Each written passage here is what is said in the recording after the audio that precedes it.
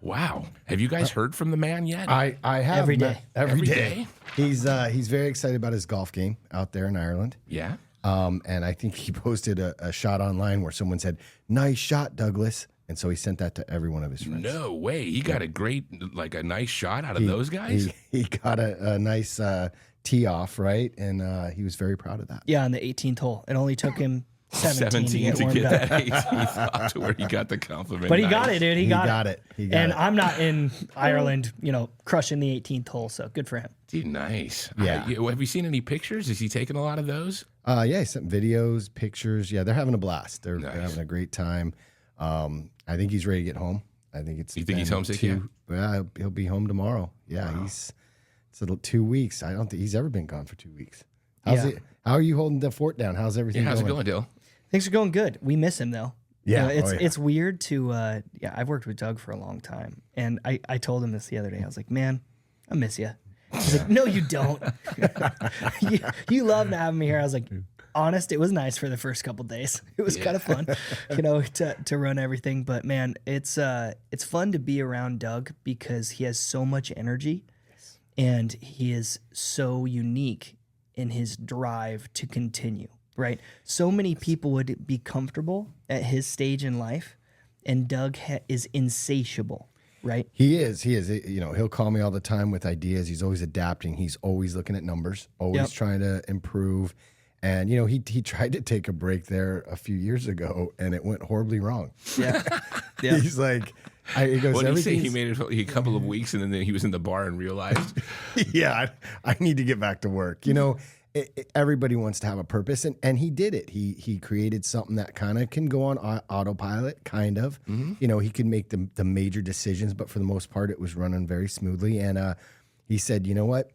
This isn't for me." And he said, "I'm getting back," and now he goes on the appointments. It's funny. People call and they go, "Well, Doug is going to come to my house." Now, he doesn't go to every appointment, obviously, but he goes to quite a few. lot. And people are shocked to see him. Like, "Oh, you're the guy on TV that said you're going to buy my house, and you showed up." So, And literally are buying my house. yes. So, yeah, he puts his money where his mouth is, and he says what he's going to. He guarantees when he's going to buy a house, and it I just works. can't believe that he hasn't missed one. I mean, really think about that. We're talking about, 30 years, and he hasn't canceled on anything like that? That's unbelievable. It's quite a track record, and like Dylan, made the executive decision to do 10,000 in non-refundable. Yeah, that's going on all month, right? Yeah. You got a few more. Another week of that, right? And Yeah, then- and honestly, we might even continue it. We've had. It's not like you could put $1 million on there. You guys are closing the deal, so Yes. it's not going to change anything. Exactly. I the reason why I got that idea is that I was sitting in front of somebody, and they're like, "Well, will you do more?" And I said, "I'll do whatever you want." Yeah. And I think we did like $30,000 or something for these particular people. maybe don't say that on the air. Yeah, Just but joking. for that situation. I mean, these people had been canceled on before. They really, really wanted the security, and that's what's unique about us is that we see things and we look outside of the box to make sure that they get exactly what they want. Hey, do you want to stay in your property for free after for a while? You got it. Do you want to leave everything in the home and not have to worry about it? You got it. Do you have a special piece of furniture that you need flown across the country and delivered to you? Even a plant. Yeah. Yeah, I remember that story. we Yes. did that. We've done that. We have homes that we've sold where they say, "Hey, this stained glass window, it was passed down from my grandma. We want that." Okay. Oh, yeah. I remember you guys had to actually take it out of a house. Yeah. So we look at these problems, right? These situations that sellers are in, and we're able to look at it through a prism that most people cannot, right? And we're able to put forth solutions that are outside of the box and that accomplish these sellers' goals in a time frame that is really hard to beat, right? There's a lot of great people out there. There's people that buy homes all over the country.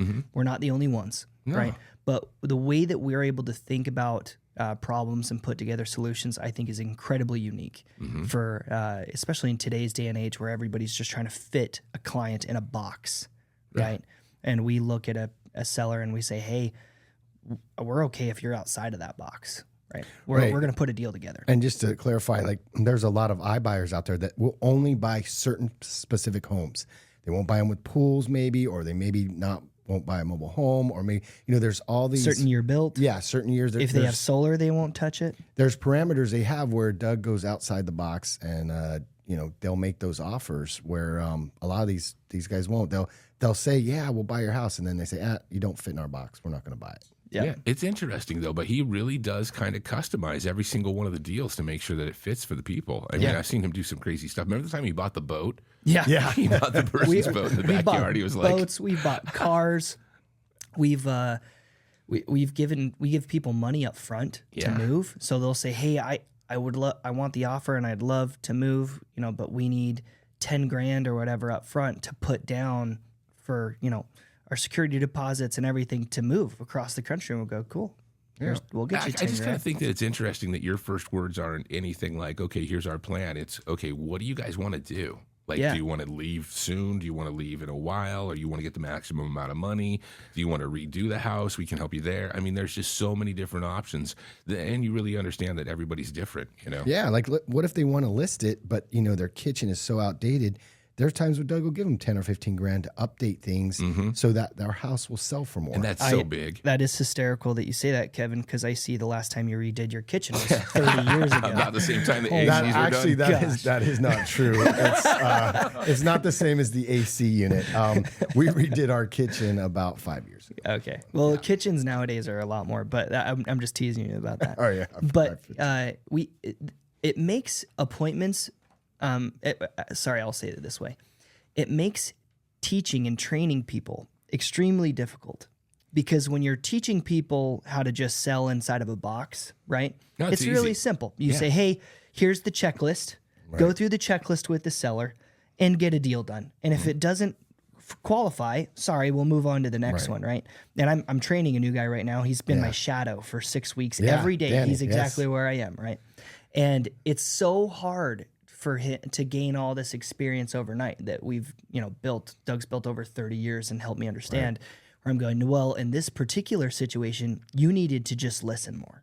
You needed to ask them a couple more questions, and then you'd understand that, hey, their real big need is actually getting to close on the specific date that they want, and that's what's causing them all the stress. Right. So we're going to build everything around this closing date and give them a ton of security so that whole concern is negated. It's taken care of for them. And once we took care of that, and that's just an example, and everybody has these particular pain points. And so instead of going in there and teaching, hey, here's our cash offer, take it or leave it. Yeah. Right? It's going, hey, how are you? I'm Dylan. I've been around for a long time. What do you need? What are you looking for? We have a ton of options under the sun. I'm not here to put you in a box and tell you exactly what fits our business model. I'm here to listen, understand what you need, and I have a couple solutions that I think will work. I've seen you guys, like, when people go, here's what I need. I need something that is unrealistic.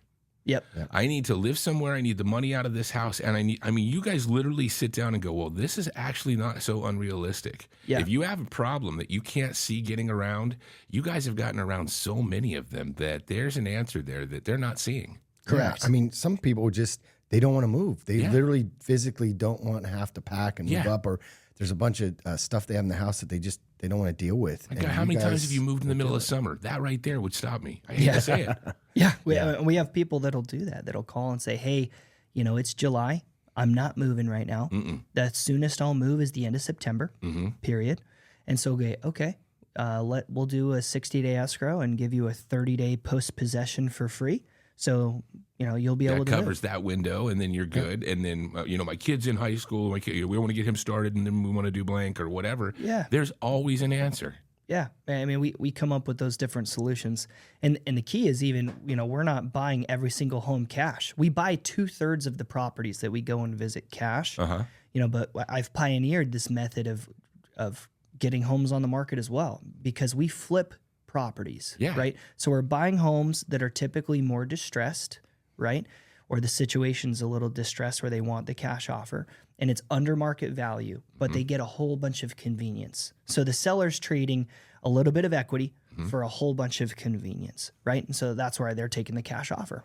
But there's some people that they've already done huge renovations to their property, or they might not be under the same time constraints. And it's not going to work for them. They go, Dylan, I want as much money as I can, right? And we say, great. in that scenario, I want to treat your home just like I would treat mine. Yeah, one that you were flipping. Yeah, because guess what? It looks we like know that. something about getting every single penny out of a property, right? So I'd say. if you want every penny out of your home, give us a call or go to DougHopkins.com, submit your property, and we'll get it done. I can't believe. What about this? The WNBA is in the house tonight. Can you believe this? Yeah. They're all over the joint. You got the All-Star game coming up tonight over at the Footprint Center. It's going to be the WNBA All-Stars facing off against Team USA's women's basketball team. And this is the last game they're going to play before they head out to Paris. That's awesome. wow. I would really, really like to see the WNBA like champions play a high school boys basketball team. I would actually go watch that. I will not go see the All-Star game at the Footprint Center, but I'm telling you, I would pay money to see the Arizona State champion 6A2 or whatever play. I got to see a Mercury game last week in the owner's suite. Matt Ishbia was nice enough to invite me. That's awesome. Personally. Look at you, baller. Got a picture with him. He's a great guy, fast talker. Oh my I bet. gosh, he talked. He's got a lot on his mind. Anyway, it was fun to watch, but I think a group of 9th grade boys that are very athletic, and I'm not trying to be mean. Dude, there's good and there's amazing women's basketball athletes they're out good. there. Like, I guarantee you that you could put Caitlin Clark up here against darn near any. She would crush it. She would crush it, man. Cheryl Swoops. There are people. Cheryl Miller. I agree. I'm not. Don't mean Diana to knock 'em. Taurasi. It was a great game. I enjoyed watching it. The fans were going crazy. Yeah, it's it was fun. I'm just telling you that the just the athleticism on the between the sexes is just different. That's all. And I'm not trying to be critical. I think No. But you're right, dude. It is different because what you would expect to see somebody doing an alley-oop in an open lane, and they're going to get the ball and then do a quick little off the glass dunk. Right. I mean, you look at like a top level 9th grade team. These are boys that 15, 16 years old, or that would be sophomore.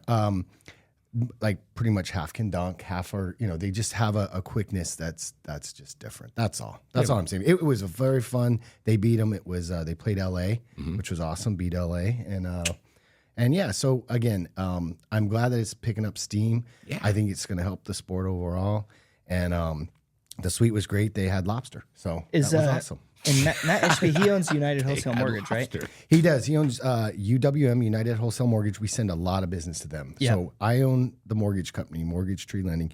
We send a ton of files to him. And the way that he set up the company is if you don't get an answer or you can't get a hold of somebody, it goes to the next level. In other words, they make sure that loans get done quickly. I'm going to give them a shout out because I'm very critical. I've done this for 30 years. Yeah. They're figuring out the system 100%. I was very impressed with that. There's a lot of times when you hear the words, I'm waiting to hear back from. Oh, God. And that is one of the most dreaded states in any person's loan I'm waiting to hear back from your lender person. That's the thing you're talking about. They have a way to go around that. 100%. So what they do is they set up accountability. In other words, any person that you're dealing with on their team, you can send a comment, negative or positive, about, hey, this is a situation. This is what they did. Now, again, there's mistakes that happen, that kind of thing. But bottom line is they're being graded on every interaction. So they're out there trying to help, trying to make things go. And if you don't see it their way or you don't see eye to eye, and again, I'm old school. I know that the gray areas of underwriting, and I'll sometimes won't agree with them, and it'll go to the next level. And I've had 4 instances now where they rejected the loan, and after talking to them, they reversed their decision, and we approved it and got it closed. And in each case, I presented a very good argument. It was just a matter of them seeing it that way. Because you say that all the time. Because of the way that they look at things, that they may not see the things the same way that you do. It's basically a lot of explaining you've got to go through, huh? It is. It's just about making sense. I'll do a quick example. We had a self-employed person that was there for 2 years. You need to be 2 years self-employed. But he started in June of 2 years ago. And so the first 5 months was training, okay? Yeah. So he's self-employed, but he's training and he's working for a company. So if they averaged out the 24 months, he didn't qualify. Yeah. But if I took out... Because you don't make the same amount of training as you're going to make at the end. Yeah. So we minused out the 5 months that he was training at where he wasn't getting paid. And by changing that dynamic and lowering the amount of months that we averaged, he qualified. and he got the loan. Well, then that makes absolute sense because you're actually looking at what he's making right now for the last year and a half. It's not like there's no funny business there. Yeah, if it was, looking at the previous 18 months and not the last 6 months, right, it would be a lot different. If his last 6 months were bad, that would make sense. It would be a totally different story. Because it means he's losing money. But man, that's just amazing. And how many loans have gotten turned down because of something so stupid like that? Oh, all the time. I see them all the time because I just don't think LOs look deeply enough into the problem, or why are they not taking my income, or they're not figuring it out. They're just sending it to them and say, tell me what I should do. You need to sit down and say, okay, this is the income that I think that he's making based on the calculations, based on the guidelines. This makes sense. And again, sometimes it's difficult. Sometimes it's such a gray area they don't know. But when it gets to the top, when you really explain it, like, this is a good loan, this loan we should do. It happens. And so far I've been batting 1,000 with them. I mean, again, we don't always see eye to eye, but for the most part, I'm not going to tell someone to go buy a house, put up money, tie up funds, waste all these resources if they're not going to be approved. So that's why I really go above and beyond to make sure, like, hey, I know that we can get this done. Now, things will come at you. Stuff that you can find something that's a judgment that you didn't know about, things like that. There are times when things can happen, but man, things can happen. We had a situation with a dispute on a credit report. They said they had to remove it. I said, no, you don't. We went back and forth, went all the way up to the top of the ladder, and we got it approved. Now, here's something Matt does. If you disagree with everybody, you went through all the channels, you literally can email him. No way. Yes. And I've done that when I first started in my first month, and we ended up getting it approved. Yes. So he is the buck stops there. Huh? Now, again, he has his people there. I'm sure he gets a million emails. Get to him, but the fact that you can go all the way to the top, if you really believe in your file, just shows, he gets it. He understands that if you believe in a file and you think it should go, you get the chance to present it to the absolute head guy. It's not like the buck stops with him, which is really awesome. I want to give some background to help people understand. So loans have changed a ton right now. So much. Yeah, a ton. And people don't get it. They think that, I'm just going to go buy a house. I'm going to call my lender. I'm going to get a loan. And the laws have changed drastically. Before the market crash in 2008, they literally would give out a loan to anybody. Mm-hmm. No doc loans were cheaper than getting document loans, which means, like, if you didn't have to prove your income, it was cheaper to get the loan. That makes no sense. Yeah. You had to know there was something wrong with that. I did at the time. So they went extremely strict, and they've gotten even more strict when COVID started. They really harped on 1099 employees and made it much more difficult to get a loan that way. So today, when Kevin's talking about working through these different problems, it's because we are extremely sensitive, or the government is extremely sensitive about giving away loans to people that will be able to default, right? So at the end, this is really good because it's protecting the investor, the people who are putting the money out. It's protecting every single person that owns a home in our market, right? So I get it, but you need somebody on your side that, with all of these extra cautionary measures, has been in the business for 30 years and understands how these loans go and flow and how we can see that gray area and help people understand that, no, this person is qualified. Oh, you need 2 years of income to prove it. Well, he's been in the industry 2 years, but we need to only look at the last 18 months. And if you look at his next 6 months projected, he's doing even better as well, right? So there's ways to look at these problems that you can only get by having so much experience like Kevin has. That's why I don't use any other lender. I have lenders call me every single day going, hey, give us a chance to earn your business. Hey, we'll do this and that for you. Hey, we'll get you to a Mercury game even though they're not playing a high school boys basketball team.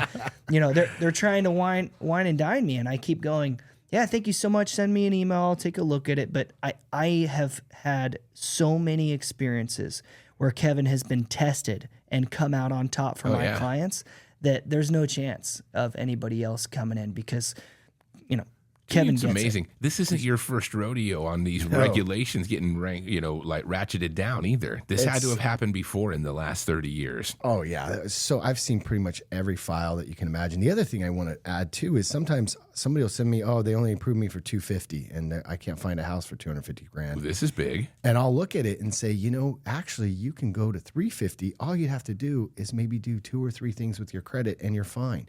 Or they're not counting income that they could.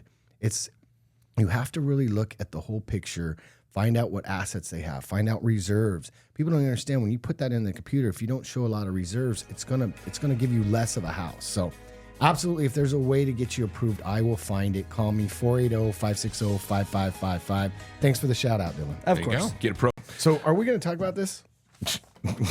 Well, I don't know if They almost assassinated Trump. you know what.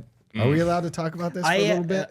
Here's the just a craziest little part. bit? I'm still getting stuff back and forth, but the thing that's the most frustrating is I'm hearing that the FBI knew there was a shooter on a roof with 20 minutes ahead of time before he went on, and they let the former president, go on stage. And It's unconscionable. There's whether no you way. like them or hate them, Okay. it just makes no How sense. is that I want to physically talk about this and possible? not make it political. Yeah, either no, way. it's just it But doesn't matter who sadly, it was. If you talk about this at all, people think that you think one thing. Anyway, Yeah. so did you see the interview by the person that heads the Secret Service? Yes. So she was. This is my favorite Flat part. roof, the flat roof. My favorite part of the whole thing is that she said, "Why was nobody on the roof? Oh, it was a sloped roof, and we figured we would secure the building from the inside." And meanwhile, so basically saying, because it was a sloped roof, it was dangerous, and we didn't want people up there. we didn't want to have people And out there. everybody else was already on a sloped roof with a different pitch. Right. Like the lady has no idea what she's talking about. And so when you were talking about accountability last time, I was laughing about it.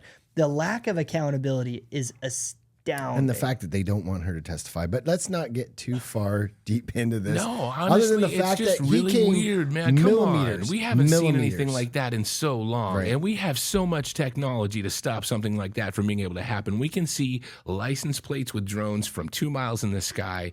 This is one of those moments where you have to stop and wonder what in the heck was going on at that place. And it also is a huge testament to where we're at as a country. If you look at our history and you see the past times when there was assassinations or attempted assassinations on JFK, presidents, RFK, Martin Luther King, Teddy Roosevelt, his president before that, the one who had the bullet lodged Lincoln. in the Lincoln as well. So these are huge tumultuous times in our country's history, from the Civil War to ending of the robber barons at the early 1900s to JFK and Vietnam and the Cold War and everything Civil going rights on to there. movements, yeah. Civil rights. I mean, there's a lot going on right now as well. And I think this is a reality check for a lot of people to say, oh, wow, this is a moment in history where things are going to change. I just think that hopefully people will see, because so many people have been okay with saying violence against a certain person, Yeah. and it just shouldn't be cool. The amount of people out there that said, "Oh, too bad he missed," or "Too bad," Yeah. it just blows your mind. It's crazy to think that we've gone that far to where they're willing to do whatever it takes because they hate him so much. I don't care what party the president was a part of. I don't want my president ever getting assassinated. And I don't ever want to see a former president getting shot, and I don't ever want to have any kids that were, imagine the thought of what was going on there. You brought your kids to one of these events and you see the president bleeding. Did you see the picture of his son No. standing there? Barron? No, Bear. Oh, man. Was he freaked out? I mean, Was it just stone-faced. There were memes going around if they almost made this kid the next Batman, Oh, jeez. Dude, just The hardest part is that everybody wants to look at it through a lens. Check this out. In the swing states, typical home buyer's monthly payment has nearly doubled since the last presidential election. Now, this doesn't matter if you're red or blue. It's just a straight-up number. The typical family would spend 22% of their earnings to afford the median-priced home in the swing state in 2020. Okay? Super simple. 22% then, now 33% of their earnings for the exact same median home. Yeah, no, the one thing I talked about a few weeks ago was, why is there inflation? Dylan asked, why are the rates high? Mm-hmm. And the first thing is energy cost, right? Yeah. The energy cost. And what's the first thing that, possibly the new president would say is we need to open up our resort. Yeah, his first thing was drill, baby, drill. Yeah, he was and chanted over and over. And that's going to lower costs and lower inflation. Just like that. It honestly, it could happen almost overnight. So the fact that that this has caused it, the numbers don't lie, right? To be fair, there's a lot of things that have caused it. I don't think that we can name one specific thing. But you could name one thing, though, that would dramatically increase the opportunity for it to go down. I would agree that fuel, energy is a huge factor. We pay to move stuff all the way around the globe. But to be fair to the other side, too, what COVID did to our economy and the amount of money that was pumped in and everything else for sure had a major factor. Oh, yeah. No, for definitely. Sure. Dude, I'm not saying one way or the other. We know that it's both sides that are responsible for this mess. But when we see an option that could possibly start taking you out or unweaving the mess that we're in, that seems to be the most obvious answer, doesn't it? I'm with you. So I hate that people on both sides of the aisle, they like to look at the past and point blame, right? Blame, yeah. And instead, what I prefer is what you guys have directed the conversation to is, okay, what happened. Where we're at is where we're at. Yeah. What do we need to do to get out of it? That's what we're Americans. Right? That's what we're all about. Is what do we do next? Let's get her done, right? Mm-hmm. And for one, I, am driving around a truck that gets like 10 to 12 miles to the gallon. So I would. You are the problem. You are the problem. Well, I drove a Prius for like 200,000 miles, and then I drove a Tesla for another 70. So I am carbon neutral. You have a footprint that you can spread out on. Huh? Yeah.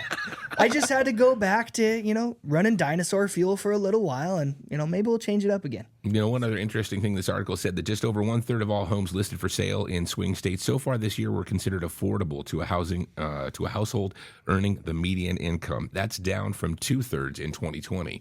So we went from 2/3 of people being able to afford the home they're in, according to the median income, to only 1/3, and that affects us here in Arizona for sure. We're cutting out so many buyers, and it is heartbreaking because I get a lot of calls from first-time home buyers. And so I give them the number, and they're, oh, great, where can I move to? I go, I don't know, probably 200 miles away. Yeah.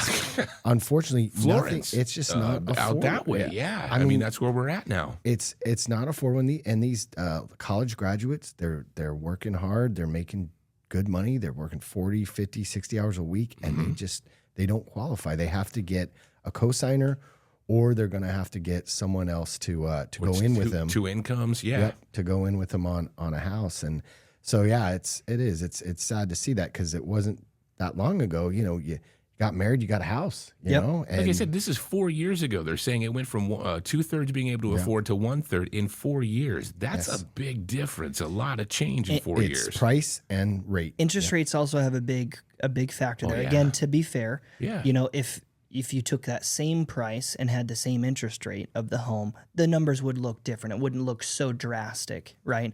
Again, to be fair. Yeah. But the fact of the matter is, it's way less affordable today than it was back then. And what contributed to that, all the different factors that we mentioned before, yes, but I feel like you guys, I am crushed by younger people that are trying to get into the market. I have, friends and family that, go, yeah, man, I want to get my first house. These I want homes to get that are investment open. properties. There's all these properties. Can we go look? Yeah, and I go, yeah, the first step, call Kevin. And they look, hey, we got a plan. We're going to save. And I think we're about a year and a half out. And I'm just going, that's awesome. Yeah. Good for you. At least they're hitting up some sort of plan. Because the amount of money that your family will have in wealth is so much different if you find your way into a property. Yeah. Yeah. I mean, well, so this last weekend I went to Austin. Yeah. I got to go to my first baby shower. Yeah. So the grandkids come in September. I doubt that was your first baby shower ever. 100%. No, because baby showers were just for women. Yeah. And recently it's co-ed, I just found out. And my dad, who's 74 years old, goes, I've avoided a baby shower for 74 years. And I'm here. now he's They went, we had a great time. And they're naming their son Oliver Kevin Kaziski. That is awesome. OKK. Oh, wow. Yeah, I was very OKK. They surprised me. They had a shirt made up. It was really cool. So just really excited for our first grandson. But the place they're living in, 2-bedroom condo, nice little condo, but very small. I looked it up. It was $560,000.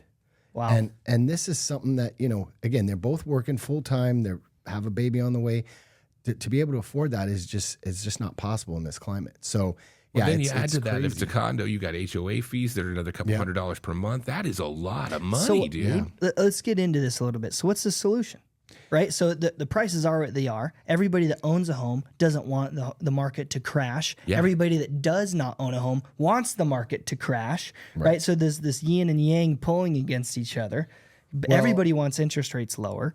Yeah, I think, what happens is you just expand out, just like what happened here before the crash is people started moving outskirts like Casa Grande, Maricopa, like they can't afford to go in. So then they move out further, which usually means a longer commute, right?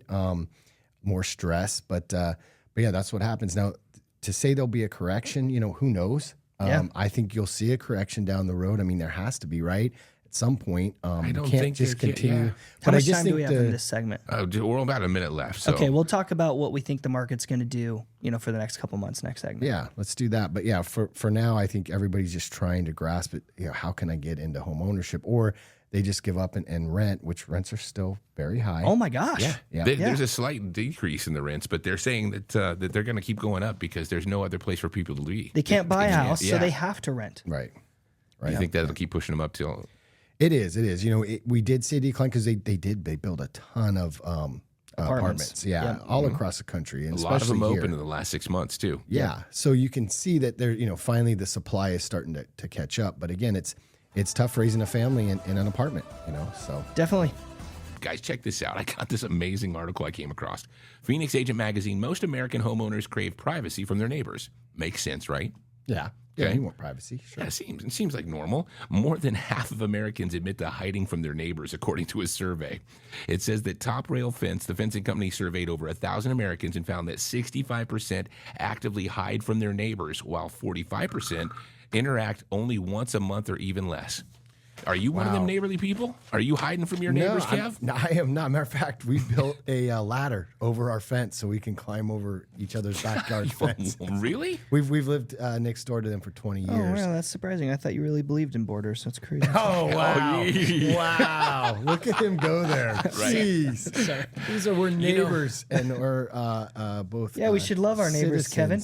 We do. I think it's different in Arizona, to be honest with you. Because Try what cut do off his you do? mic. Oh my gosh, you Anyway. guys. When you're in Arizona and you have a garage, you open it, it's hot as heck, and then you drive close in, it, you yeah. drive in and close it, and you don't even see anybody. So I think it's a little different for us here. You have to actively go out and try to see. No one's outside. No. It's too hot. You might run into them at the mailbox, but for the most part, no. In the winter, we're out. Everybody's so happy that it's cool. I see my neighbors all the time. We play pickleball together. How many of your neighbors? How many of your neighbors have put Complained? complaints in because of your pickleball noise? Yeah. Nobody has, to be honest with you. I No one cannot has. wait to move in. I'm gonna file a complaint every night. You're going to be that sticky wicket, huh? There's a neighbor 3 doors down, and I do hear it sometimes. He has 2 courts there, and So he's better than you. Oh, way Wow, better. dude. He one Hold up on. you. He put Hold 2 on. courts in just so he could talk smack. 2 courts is too much because I know that it's annoying him. 2 courts is too much. Well, because all his friends come over and play even when he's not there. So I know it's got to drive him crazy. But I have another friend that has 2 courts about 2 miles from me, and we play every Wednesday at 7:30. There's like 12 of us, and I know he says it doesn't bother him, but I think it does a little bit. But yeah, it's and yet you go anyway. oh, of course, we're addicted. We're Dude, we addicted should talk to pickleball marketing and talk about this. This is how you keep neighborhoods together. That's right. That's right. No, so I think people don't like to interact anymore. I've you know? noticed this a lot. Yeah. And they're used to being on their phones or putting in their earbuds, and Yeah, they it just says that respondents also admitted to pretending that they don't see their neighbors, like oh, I didn't see you. Or they said that when they're out there, they'll pretend like they're on their earphone, like, oh, I'm on a call. I'm sorry, man. I'll talk to you later, and they'll walk past them. that's just too bad. I think it's a comment on society, to be honest with you, because back in the day, I mean, you look forward to interactions. You You go over, kind of think, yeah. You'd you be would like, go oh, over to yeah, there's people's- Mark across the street. you'd go to people's houses without calling first. You just stop by. Like, Yeah. there's no stop bys anymore. Oh, no Everybody's way. got their Ring camera. They say, oh, I'm not home, even though their garage, They can their see you car's in the coming. garage. Yeah. So I think it's just people get anxiety about talking. Like, I don't know. It's It different. says that younger generations far more likely to partake in this avoidance activity. 75% of respondents aged 18 to 29 say they avoid their neighbors, and 74% between 30 and 44, 70% when they got to 45 to 60, and it said only 38% once they got above 60. So old folks still love talking. I love to talk, as does my dad. Yeah. My dad talks to everybody, but I'll be in an Uber up front. We were in Austin, and I always had to sit up front because we had so many people. And I start talking to the Uber driver, and my wife would text me, "Do not engage." Really? Yes. She'd be like, Margaret, say, "Do not engage," because then pretty soon I know his whole life story, and I enjoy that. But I think she was, just sometimes I maybe talk too much, and so she thought, don't engage with this guy. Dude, you're one of the elderly that talks too much, according to this report. Hey, I still can't. Kevin's the reason why I hide from my neighbors. Right. You're going to run across to Kevin. Oh, no. Oh, hey, I still can't live in the 55 and over yet, so I'm Not still quite. young. I'm sure Not you quite. could sneak in. Right? You'd be just fine. How many months are we away from that, So Mr.? it has to be 6 months. So 2 more months. Two. Okay. Oh my gosh, you're When an you say escrow that, away. Yeah, 2 you're more an months. escrow I can away. do pickleball 40 hours a week. Now, 55. Oof. can you believe that? I feel like I'm 35 though. Yeah, but you don't look it. Yeah. Whoa! I don't look 55. Yeah, I look 35. The Yeah, camera doesn't that's lie. exactly. Yeah, our cameraman's laughing at you. Yeah, it adds 20. It adds 20 years. It wasn't 20 pounds. No, 20 years to your. No. Listen, people mistake me for low 40s all the time. Yeah, I'll me take too. that. Me too. Yeah. And we need to get those people glasses. All right, so let's give our predictions of what we think the market's going to do. So there's a couple of things that are changing.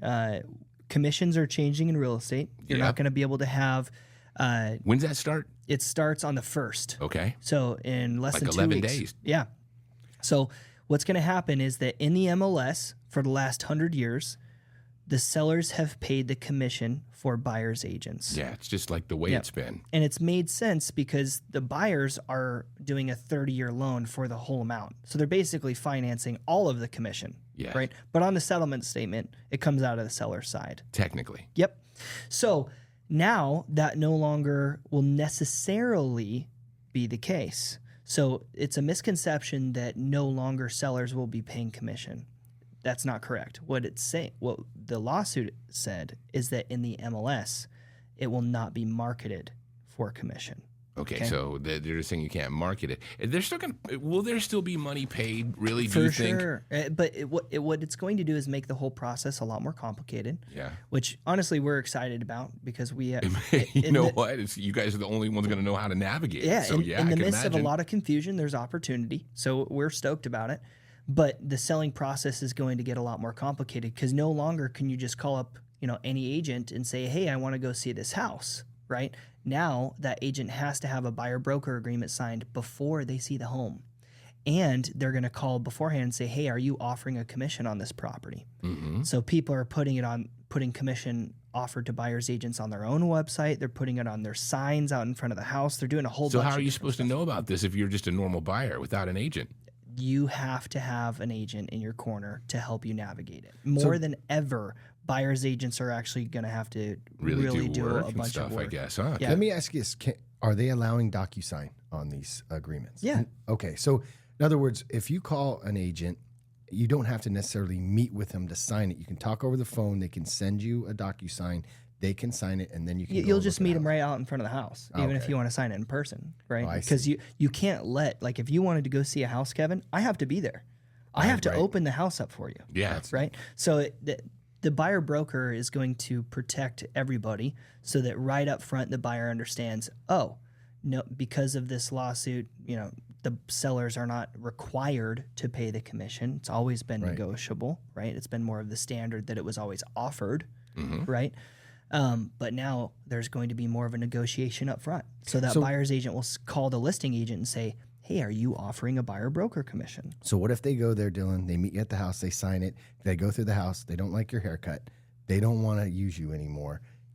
Are they obligated then to use you for a certain period of Yeah, time? the buyer broker is signed for a certain length of time. I see. Oh, okay. Just So like how a long listing. will they do? Like, is that? And It's is all that gonna be the negotiable. thing? It's all negotiable. Okay. It can be 1 day. It can be a year.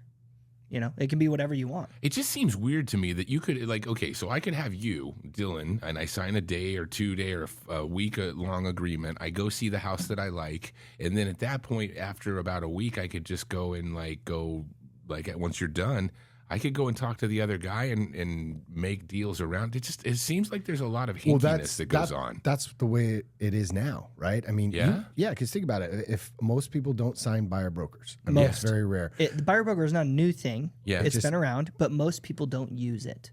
Right. That's true. So right now, that's what's happening. They call Dylan to look at a house. They go see it. Then maybe they see another house, catches their eye. Maybe they don't want to bother Dylan or whatever. They'll just go see the house with the listing agent, and then maybe they just use him. You know, so this is going to. You think it's going to actually protect buyers agents, isn't it? Yeah. Yeah, and I think what it's going to do is the ones that are good, the ones that know what they're doing, the people like Dylan, they're the ones that are going to get the business because they're the ones out there that know what they're doing, that understand the game, and are being able to negotiate for them, rather than have all these part-time realtors that are out there. It's going to crush these people that don't know the routine and the rules. It's going to hopefully make it the cream rise. The big benefit to the consumer is that I think the quality of sales professionals, quality of real estate professionals will go up through this process, right? Wow. So lots of changes are coming down the pipe. What's the election going to be doing? What are interest rates going to be doing? How is this commission thing going to be affecting real estate? We're going to talk about it all on the Doug Hopkins Show. Tune in every single week to 92.3 FM KTAR, and we will be here to help you guide through it. Have a wonderful weekend. Happy investing, everybody.